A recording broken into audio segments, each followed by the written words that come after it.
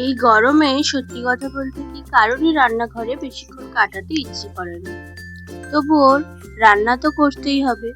আর আজকের এই ইউনিক রেসিপিটা বানাতে আপনাকে 10 মিনিটের বেশি রান্নাঘরে কাটাতে হবে না। আজকের এই রেসিপিটা যেরকম হাই প্রোটিন সেরকমই লো কার্ব, তাই আজকের এই লো কার্ব বং ফ্লেভারের 6 নম্বর এপিসোডে আমি প্রেজেন্ট করছি সেভরি একটা হাই প্রোটিন কেক রেসিপি। চটজলদি এটা বানিয়ে ফেলুন, সকালের জলখাবারেই হোক বা স্কুলের টিফিন। তো রাতে ভিজিয়ে রেখেছিলাম 100 গ্রাম মতো ছোলার ডাল, আর এই ডালটাকে সম্পূর্ণ জল ঝরিয়ে নিয়ে আমি মিক্সারে এবার বেটে নিচ্ছি। খেয়াল করবেন বাটার সময় যেন কোনো রকম জল ব্যবহার করবেন না। আর তার সাথে দিচ্ছি 4-5টা কাঁচা লঙ্কা।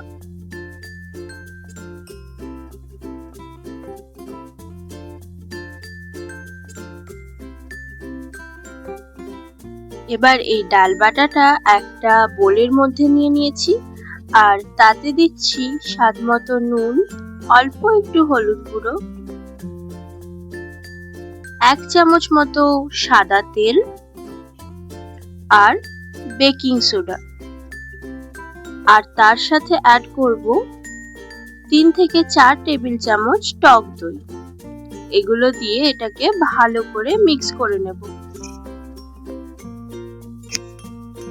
সত্যি কথা বলতে কি এই ইউনিক রেসিপিটা কিন্তু আমি একজনের পেজে দেখেছিলাম, আর দেখার পরেই আমি ভাবলাম এটা তো একবার বানাতেই হবে। যদিও আমি নিজের কিছু ফ্লেভার অ্যাড করেছি আর রেসিপিটাকে আমার মনে হয় আরো টেস্টি করে তুলেছি।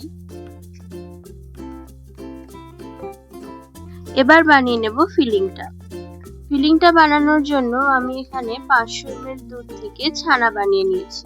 আপনারা চাইলে পনিরও ইউজ করতে পারেন।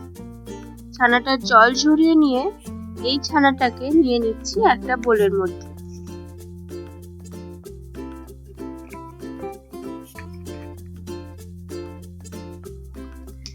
এবার এতে দিয়ে দেব স্বাদ মতো নুন, লঙ্কার গুঁড়ো, অল্প একটু জিরে গুঁড়ো আর গরম মশলার গুঁড়ো।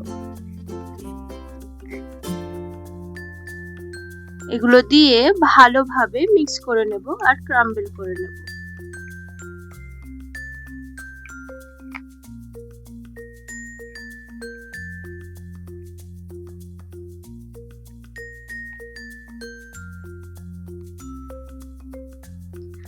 আমাদের এই লো কার্ব বং জার্নির আজকে 6 নম্বর এপিসোড।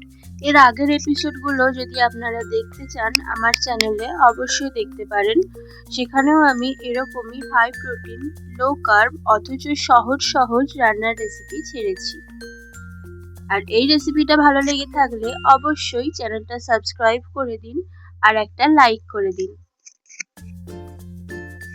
এবার আমি একটা কেক টিন নিয়েছি আর সেটাকে ভালোভাবে তেল ব্রাশ করে দিয়ে নিচের লেয়ারে প্রথমে ওই যে ডালের ব্যাটারটা ছিল সেটা দিয়ে স্প্রেড করে দেব।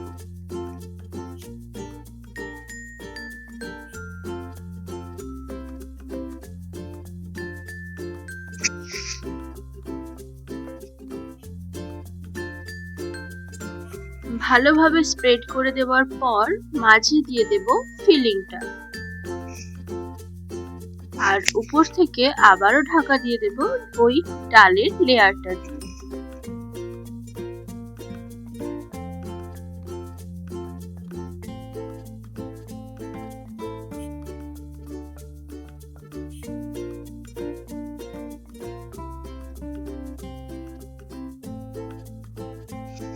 এবার এটাকে আমি স্টিম করব ওই 15 মিনিটের জন্য।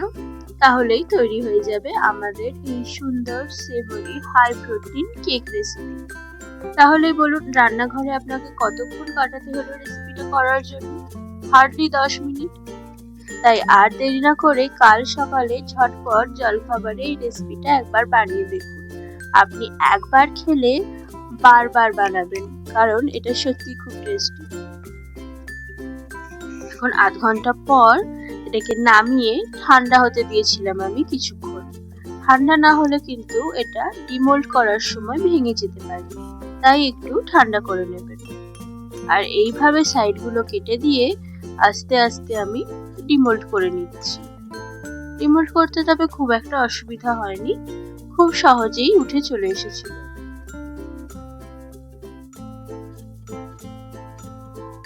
এবারে টেস্টটাকে আরো একটু বাড়ানোর জন্য আমি একটা ফোড়ন দেব। এই কাঠটা কম পয়সা হলে সর্ষের তেলের মধ্যে সর্ষে, কারি পাতা আর কাঁচা লঙ্কার ফোড়ন।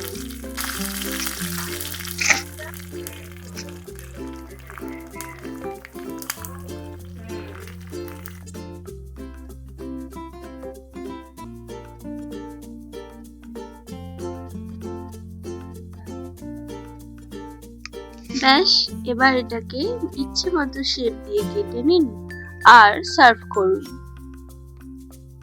সত্যি কথা বলছি, এই রেসিপিটা যদি একবার বানান আপনি বুঝতে পারবেন যে এটা এত পপুলার কেন, মানে পপুলার হয়ে যাবে আর কি। আমার বাড়িতে তো সবাই খুব পছন্দ করেছে, আশা করি আপনার বাড়িতেও সবার খুব ভালো লাগবে। তাই একবার অবশ্যই এটা বানিয়ে দেখুন আমার কথা শুনে, আর পরে আমাকে থ্যাংক ইউ জানাবেন আমার কমেন্ট সেকশনে।